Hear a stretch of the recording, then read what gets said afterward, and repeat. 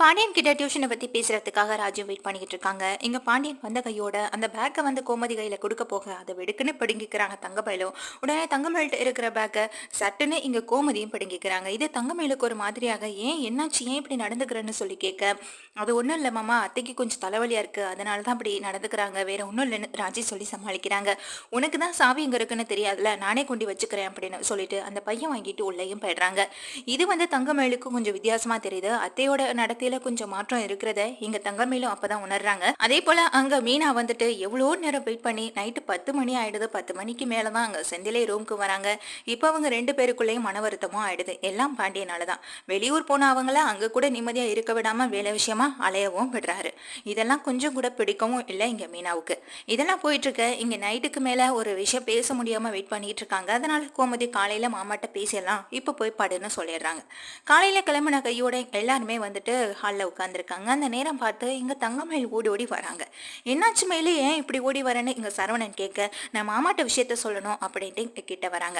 என்னாச்சுமா அப்படின்னு கேட்க, இதோ இந்த போட்டோவை பாருங்க மாமா, அம்மா அனுப்பிவிட்டாங்கன்னு சொல்ல இங்க வந்துட்டு அந்த போட்டோ வாங்கி பாக்குறாங்க. பரவாயில்லையே, பையன் சூப்பரா இருக்காரு, யாருக்கு பார்த்துருக்கோம், உன் தங்கச்சிக்காமான்னு சொல்ல, இல்ல மாமா இது என் தங்கச்சிக்கு இல்ல, இங்க அரசிக்கு தான் பார்த்துருக்குன்னு சொல்றாங்க.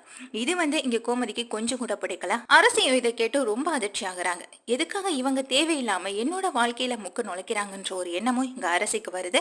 உடனே இங்க அரசிகிட்ட சொல்றாங்க, இந்த அரசி நீயும் பாரு, கட்டிக்க போறது நீதானு சொல்ல, இது வந்து பாண்டியனுக்கு கொஞ்சம் கூட பிடிக்கல. ஏன்னா தன்னோட மகளுக்கு மாப்பிள்ளை பாக்குறதுக்கு இங்க அம்மா அப்பான்னு சொல்லி 2 பேரும் இருக்கும், இதுல யாரோ ஒருத்தவங்க பார்க்கணும்னு அவசியம் இல்லையே அப்படின்னு நினைச்சிட்டு, எதுக்குப்பா இவ்வளவு அவசரம், அரசிக்கு இப்பதான் படிச்சிட்டு இருக்கா, அவ படிச்சு முடிச்சு அவளும் கலெக்டர் ஆகணும்னு ஆசைப்பட்டு இருக்கா, இப்ப எதுக்கு கல்யாணம், ஆமா நீங்க எதுக்கு மாப்பிள்ளை பாத்தீங்கன்னு இங்க உடனே பாண்டியன் கேட்க, இங்க கோமதியை பார்த்து முறைச்சிட்டே இருக்காங்க. அதுக்கு தங்கமயில், இல்லமாமா இது தங்கச்சிக்கு வந்த வரன் தான், ஆனா அவங்க 2 பேருக்கும் செட் ஆகல, ஜாதக பொருத்தம் பார்த்தாங்க, பையனும் நல்ல இடம், அதனாலதான் அரசிக்கு காட்ட சொன்னாங்கன்னு சொல்லிட்டு அந்த போட்டோ எடுத்துட்டு வந்து அரசி பக்கத்துல நிக்க, அரசியோட முகமும் சரியில்லை, பயங்கர கோவத்துல இருந்துட்டு இருக்காங்க. அப்போ அவங்க கிட்ட இந்த போட்டோவை காட்டி, பாரு அரசி இந்த பையனை உனக்கு பிடிச்சிருக்கான்னு சொல்லு, அடுத்த முகூர்த்தத்திலேயே கூட நம்ம கல்யாணத்தை முடிச்சிடலாம், அவங்க ரெடியா தான் இருக்காங்களாம், அம்மா சொன்னாங்கன்னு சொல்றாங்க.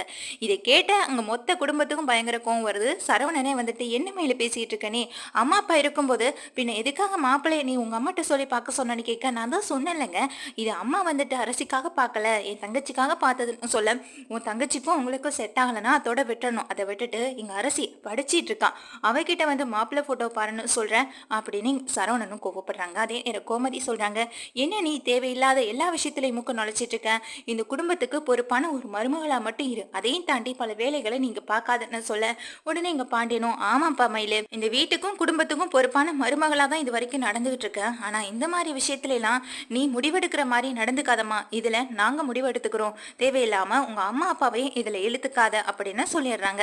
இது வந்து இங்க தங்கமேலுக்கு பெரும் கஷ்டமா தான் இருக்கு. இருந்தாலும் வந்துட்டு, இல்லமாமா நான் என்ன சொல்ல வரேன்னு கேளுங்கன்னு சொல்ல, இங்க பாண்டியன் கிளம்பி போயிடுறாங்க. உன்னால பாரு, அவர் காலையிலையும் மூட் அவுட் ஆகி போறாரு அப்படின்ற மாதிரி இங்க வந்து கோமதி சொல்ல, நான் என்னத்த பண்ணேன்னு சொல்றாங்க. பண்றது எல்லாத்தையும் பண்ணிட்டு கடைசியில இந்த ஒரு வார்த்தையை சொல்லிடுன்ட்டு இங்க கோமதி ரொம்ப கோவமா போக, அங்க அரசி ராஜி நின்றுட்டு இருக்காங்க.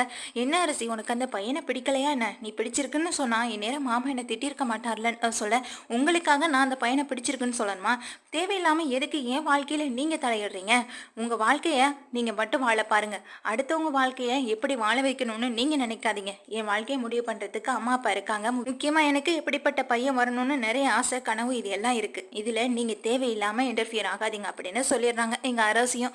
இதை கேட்டு இங்க தங்கமேல் அப்படியே அதிர்ச்சியை நின்றுட்டு இருக்க, அரசி சொல்லிட்டு கோவமா பேசிட்டு உள்ள போக, இங்க ராஜு வந்துட்டு, ஏன்க்கா தேவையில்லாத உங்களுக்கு இந்த வேலை, இப்ப பாருங்க உங்களால குடும்பத்துல இருக்க எல்லாருக்கும் மன கஷ்டம் தான் சொல்லிட்டு போக, இந்த அம்மாவால இப்ப நான் தான் எல்லார்கிட்டையும் திட்டு வாங்கி நின்றுட்டு இருக்கேன், இவங்க சொன்னாங்கன்னு சொல்லி இப்ப அரசியை முதல்ல வீட்டை விட்டு வெளியில அனுப்பிட்டா கடை கணக்கு வழக்கு, அப்புறம் கடைக்கு போனா அந்த பொறுப்பெல்லாம் நமக்கு வரும்னு நினைச்சோம், ஆனா இப்ப பார்த்தா எப்படி ஆயிடுச்சேன்னு நினைச்சிட்டு இருக்காங்க.